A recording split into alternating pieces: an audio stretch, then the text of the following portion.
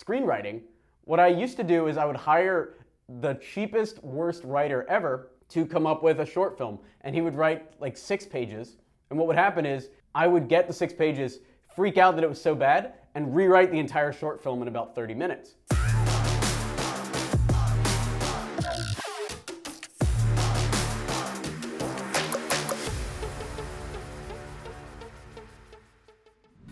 This video is brought to you by Email 10K.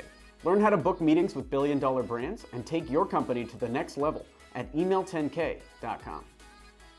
These are some psychological tips to stay focused on your goals. So what are psychological tips? These are things that you can do mentally or sometimes physically, changing your environment, things like that, in order to keep you focused on your goals, because everything takes such a long time. And if you can't stay focused on your goals over a long period of time, like I'm talking years, if not decades, right? And I don't even think I could say decades because I haven't been working on anything for a full decade. But the business that I'm in right now, our marketing agency, has been going for 6 years. I've been pursuing marketing and stuff around that for like 8 or 9 years. And I've been able to stay focused the entire time. And what's crazy is I used to be terrible at quitting early. I even had this blog post that I wrote back in college, and it was called the 21-Day Challenge.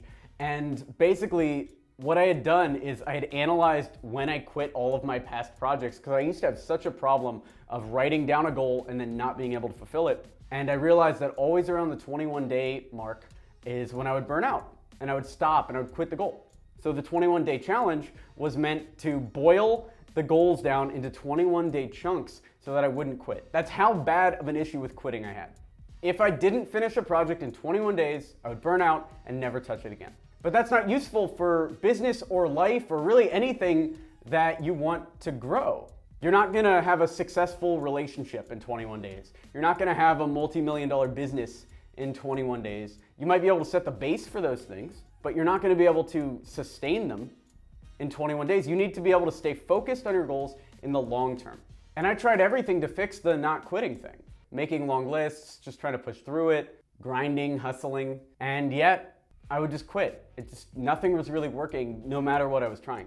But now, you can see I've been running businesses for half a decade. I've been doing YouTube videos 3 a week for 6 years. Talk about consistency and staying focused on my goals. And I've been consistently getting better at my hobbies, art, movies, all the stuff that I've been doing in the background this whole time when I'm not doing business. All of that has been improving, and I'm still working on it, and it's all still happening. So how am I so hyper-focused now when I used to be so frazzled back then? What changed? Huh? Here are 4 ways I'm able to stay focused on my goals that you can also implement if you want. Let's jump into it. The first one is hire somebody, even if it's just a small task. If you can hire one person to do even like one little piece of your project, then the ball is in their court. For these YouTube videos, one of the hardest things for me was not planning the content, not the video ideas, it was the editing. Because yes, I can film a video in 20 minutes, 30 minutes, but then I'm not a professional editor, so it would take me 2-3 hours, like the rest of the day, just to do one video. And that would disincentivize me to do the videos, because I would know if I filmed a 30-minute video, now all of a sudden what, I'm gonna spend 3 weeks on this thing trying to figure it out? Not when there are professional editors out there that could do a 30-minute video in an hour or 2, maybe even less. So I hired a video editor, which allowed me to make videos without having to do things like, oh, what if I want to do a high five with myself, or turn the screen blue, or flip over. In the past, I wouldn't do that stuff because I would have to construct that in the editing bay. But with an editor, he can do whatever he wants. So boom, videos got done when I got an editor. To my editor, I am sorry. This is just an example. For Simple Apps, which is our suite of software for Shopify, we hired a marketing manager, and we basically took all of the minuscule amount of revenue that was coming in from this and invested it all in a marketing manager. And this month we saw 3% growth in users. We've been growing now because we're putting it all on somebody else. For X27, it was hiring an assistant to build our lead lists. So if you take the parts of your long-term projects that are tedious or that you really don't want to do, and you hire someone to do them, even if you're underpaying them, even if they're not even the most qualified person, just get started with hiring somebody, anybody, and that will allow you to keep focusing on your goals. For screenwriting, what I used to do is I would hire the cheapest, worst writer ever to come up with a short film. And he would write like 6 pages. And what would happen is I would get the 6 pages, freak out that it was so bad, and rewrite the entire short film in about 30 minutes. If I was trying to write it from scratch, it would take 6 weeks, like literally going from 6 weeks to 30 minutes because I'm not having to do the planning, and basically I'm just fueled on pure adrenaline at how bad this work is. I'm able to do it so quick. You hire a bad designer to design your website, now all of a sudden you see everything that doesn't work and you can go into Photoshop and design your site in like 10 minutes. So even if you hire someone bad and you don't have the money to hire somebody great, you can still use the adrenaline of looking at their terrible work to keep you going. I'm going to talk more about that from a different angle in a second. The second psychological thing that you can do to stay focused on your goals is remember why you're doing this. So for me, I want a couple things, and this is why I do the things I do. One is I want to make YouTube videos so that when I have kids, they can watch the YouTube videos and like spend time with their dad, right? Maybe I'm dead, right? My dad died when I was 9 or 10, and I never really got to spend a lot of time with him. If he made YouTube videos, I would still watch them to this day, right? That was too real. It's like the most real thing I think I've ever said on this YouTube channel. So anyway, yeah, if my dad was making YouTube videos or had a podcast or like anything where he could give me business advice, that would be treasured. Or my brother, who also was a businessman who didn't make it past the 2000s, right? If he had a YouTube channel or he had something, that would just be so valuable. So that's it. I'm making these for my future kids, and I think about that, and that's why these are valuable. That's why I'm not gonna do like top 10 tips to decorate your home office, right? I'm not making nonsense content because that would be a waste of my time, your time, and the time of my future children, if I have them or whoever, like whoever's watching it who idolizes me in the future. And if nobody does, that's fine too. The content exists either way. So that's one angle. And then the other angle is I see myself as a business school professor. This is my class, this is my job. And if I don't make these videos, you guys who come here to learn or be inspired or whatever you're here for, you won't get to experience that if these videos aren't out. I understand that. I watch other YouTubers. I have relationships with other YouTubers, meaning like people that I watch and feel like we're friends even though we've never met. So I understand what that's like from a viewer point of view. And it would suck to you if I just didn't make any videos ever again. So I'm doing it for you. I'm doing it because I'm a business school professor, and I'm doing it for my future kids. Those are 3 very strong whys. So whenever I feel like I don't want to make videos, I think about those 3 whys. So for your business, think about why you're doing it and try to find things that are that powerful, that resonate that much with you. If you can't, maybe you're in the wrong line of business and you need to find something that gives you more of a why, or you need to think about it harder. Those things that I just talked about, those 3 reasons why I make YouTube videos are not obvious at all. They're super personal to me, and they took a lot of soul searching to even figure out, like years to even figure out why I was doing what I was doing. This isn't something that's gonna come overnight, but if you can find your why, it's very easy to stay focused on your goals. A lot more straightforward, at least. So find what that is for you. Remember why you're doing this. The third thing is accept that you won't always be passionate. One of my friends who worked at a major bank, he gave me this piece of career advice. He said, don't work too hard at your job the first few months, because later, when you burn out and you're not so into the job, you don't want the higher-ups to see your work level go down. So it's better to just maintain that consistent level. So even though you're super hyped in the beginning, you should pull back a little bit. That way, you don't see a steep drop-off when you get burned out on your work, and you will get burned out. Now, I don't agree with the first part of this advice at all. I think when you first start something, or really when you're hyped about anything, you should give your all at all times. You shouldn't hold back just in case in the future you're gonna be a little burned out.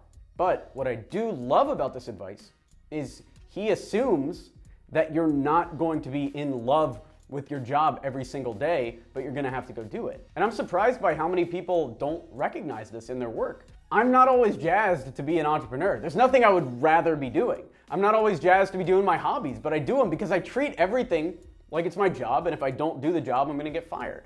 And so that allows me to stay focused and move forward. Sometimes you really don't want to work, but you do it anyway. Do the work. First and foremost, do the work. And that brings us to number 4, force yourself to work. I see not working like a craving. Like the mind is telling me not to work the same way that the mind is telling somebody to go eat a bunch of donuts or go buy a bunch of cupcakes or eat a pint of ice cream, right? The mind is trying to get you to do the wrong thing.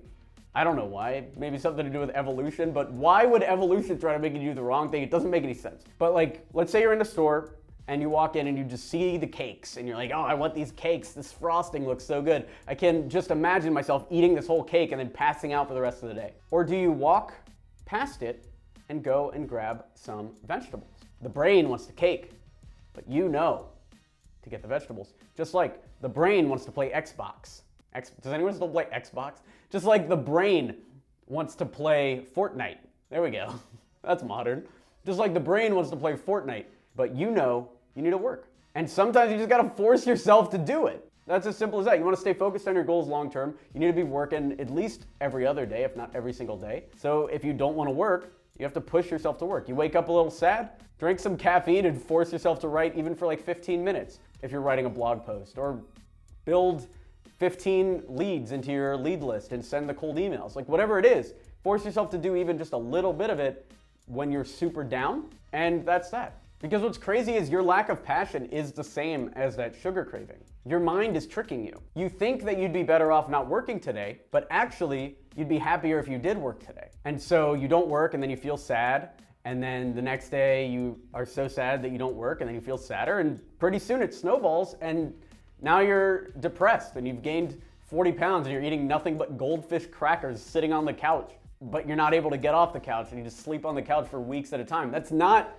the life anyone wants to be living, all right? So don't let that happen. You gotta force yourself to work so that that doesn't happen. And I think about that. Like I'll sit in bed and I'll think about like, should I sleep in an extra 20 minutes? And then I'll be like, well, do I want to not leave the bed for 2 weeks and eat a bunch of goldfish and gain 500 pounds? No, so I'm gonna get up. And you can do that to yourself. You can change the way that you think. And also go with those little bits of motivation. So if you wake up and you're like, I kinda wanna send emails today, send emails.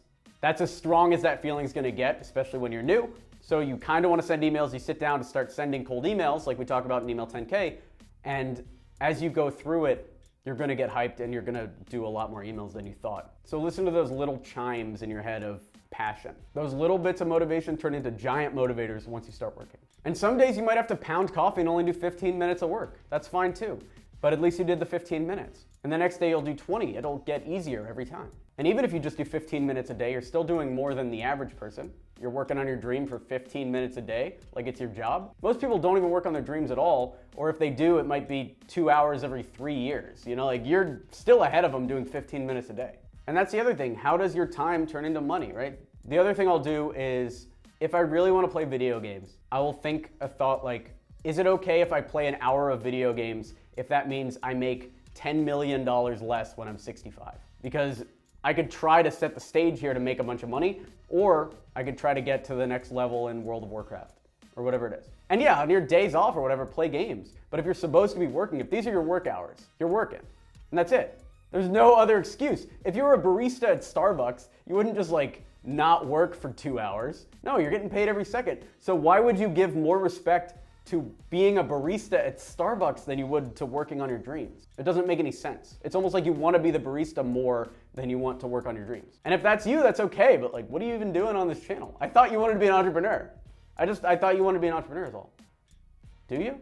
So to review, here are some psychological tips to stay focused on your goals. Number 1 is hire somebody. Remember why you're doing this. Accept that you won't always be passionate, and force yourself to work. This video is brought to you by Email 10K. So you don't have a business idea, huh? Do you want to know what the best business to start is, regardless of market conditions? Check out the free presentation at email10k.com. We have over 200 students that are crushing it using this business strategy, even during this time. So check that out, email10k.com.